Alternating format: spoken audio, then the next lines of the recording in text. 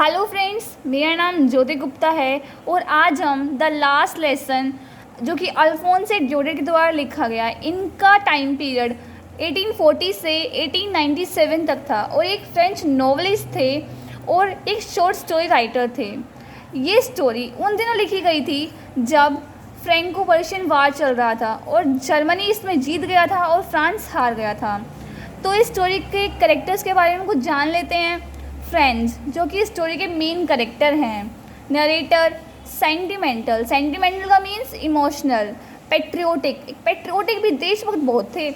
Nature lover, इनको nature से बहुत प्यार था। नोट स्टडियस, पढ़ाई नहीं करते थे कुछ भी। नोट पंक्चुअल, टाइम के बहुत कच्चे थे। एम हेमल जो कि फ्रेंच के स्कूल में एक टीचर थे, स्ट्रिक्ट टीचर थे बहुत ज़्यादा भाई। हैविंग पेशेंस, इनमें पेशेंस बहुत था, धैर्य बहुत था। वंडरफुल होल्ड ऑन स्टूडेंट्स के ऊपर इतना अच्छा होल्ड था ना, काबू था। पेट्रियोटिक, ये भी पेट्रियोटिक थे। सेंटिमेंटल थे, ये भी इमोशनल थे। अब आते हैं विलेजर्स। कुछ इस स्टोरी में कुछ विलेजर्स डिस्क्राइब किए गए हैं, इनके बारे में हम आगे डिस्कस करेंगे स्टोरी में। फ्रांस एक कंट्री का नेम है और इसकी जो लैंग्वेज है वो फ्रेंच है। अब स्टार्ट होती है इस चैप्टर की समरी में क्या है। तो चैप्टर कैसे स्टार्ट होता है, एक स्कूल बॉय था जो कि उस टाइम उस दिन बहुत ज़्यादा लेट हो गया था स्कूल के लिए और अब उसको बहुत डर था कि अब स्कूल में जाऊंगा तो टीचर मुझे डांटेगा, क्योंकि उस दिन स्कूल की टीचर ने पार्टिसिपल के ऊपर कुछ लर्न करने को दिया था, वो टॉपिक दिया था। तो अब फ्रेंच वो डरा हुआ था, उसे स्कूल जाना था और उस दिन स्कूल जाने का जब वो जा रहा था स्कूल तो डे भी बहुत ब्राइट था, शाइनिंग थी और जो पर्शियन सोल्जर्स थे वो भी अपनी प्रेयरिंग कर रहे थे। और फिर नेक्स्ट पॉइंट है एम हेमल स्ट्रेंज बिहेवियर।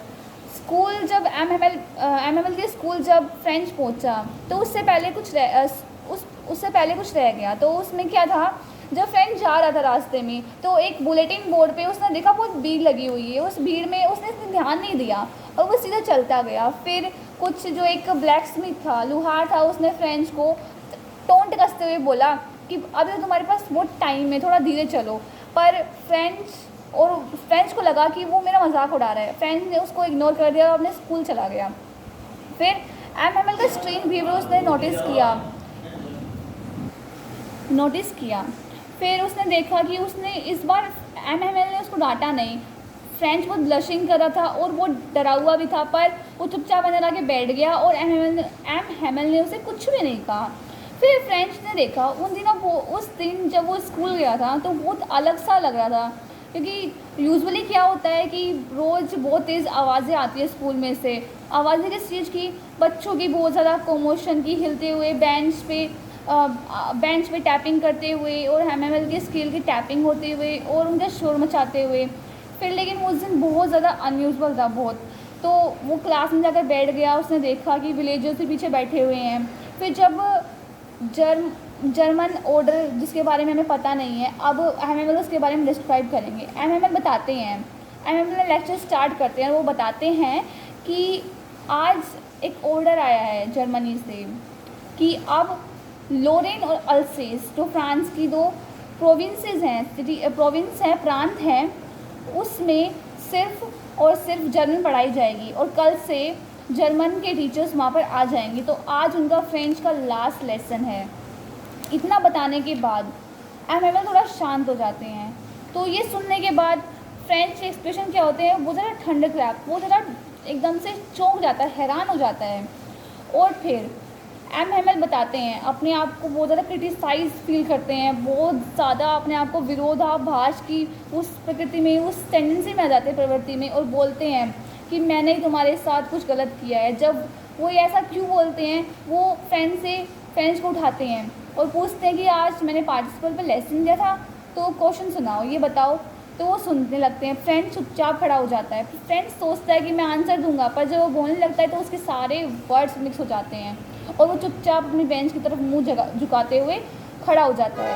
तो एम बोलते हैं कि मैंने ही गलती कर दी, क्योंकि मैं कभी तुम्हें पेड़ों में पानी डालने भेज देता था, या कभी जब मुझे फ़िशिंग करनी होती थी तब मैं छुट्टी कर देता था, या तुम्हारे पेरेंट्स तुम्हें मिल में वर्क करने के लिए भेज देते थे क्योंकि उन्हें पैसे चाहिए होते हैं, तुम पढ़ाई में ध्यान दे ही नहीं पाए। तो इस तरीके से एमएमएल अपने आप को क्रिटिसाइज फील करता है और पीपल ऑफ अल्सेस। अब उसके बाद जो एमएमएल है ना, वो मदर टंग, जो फ्रेंच वहाँ की मदर टंग थी, उसके बाद उसकी इम्पोर्टेंस बताते हैं जो फ्रेंच है बहुत ही क्लियरेस्ट लैंग्वेज है और इसकी इम्पोर्टेंस इतनी है कि हर कोई इसको सीख सकता है, बहुत ही ब्यूटीफुल लैंग्वेज है। और फिर उसके बाद फ्रेंच लैंग्वेज में एमएमएल अपनी कुछ कॉपी जो उन्होंने बनाई हुई थी वो देता है, और उस कॉपी पे लिखा था अल्सेस फ्रांस अल्सेस, ये लिखा हुआ था। और वो जब बांट रहे थे तो ऐसा लग रहा था कि जैसे झंडा, फ्रांस का झंडा लहरा रहा हो फ्लोटिंग करता हुआ। सबका ध्यान अपनी उस नोटबुक पे लिखने में था, और लेकिन फ्रेंच का ध्यान बाहर खिड़कियों में उन बर्ड्स के ऊपर था। वो सोचता है कि क्या ये जर्मन, इनको भी जर्मन लैंग्वेज सिखाएंगे, ये पिजन्स जो कबूतर हैं ये भी जर्मन लैंग्वेज बोलेंगे, इनको भी ये ऐसे करेंगे। तो इतना सोचते हुए फ्रांस फिर अपने ध्यान पे फिर से अपने नोटों पर ध्यान लगा लेता है। तो उसके बाद एमएमएल खड़े होते हैं और बोर्ड पर लिखते हैं वाइवा ला फ्रांस, जिसका मतलब होता है वाइवा ला फ्रांस, जिसका मतलब होता है अलविदा फ्रांस। क्योंकि अब एमएमएल कुछ बोल नहीं पाया, उन्होंने सिर्फ लिख कर बोर्ड पे इशारा किया, और क्योंकि वो बहुत ज़्यादा इमोशनल थे, उन्होंने इस स्कूल में 40 साल बिता दिए अपनी सर्विस देने में, और वो हर चीज़ को इस तरह से देखते हैं जैसे कि उन्होंने कितना अटैचमेंट है उनका। तो इतना लिखते हुए वो अपने हाथों से गेस्चर बना देते हैं, वो हाथों से इशारा करते हैं कि भाई तुम्हारी क्लास ख़त्म हो गई, लेसन ख़त्म। तो ये हमारी समरी थी इस चैप्टर की। Okay, thank you.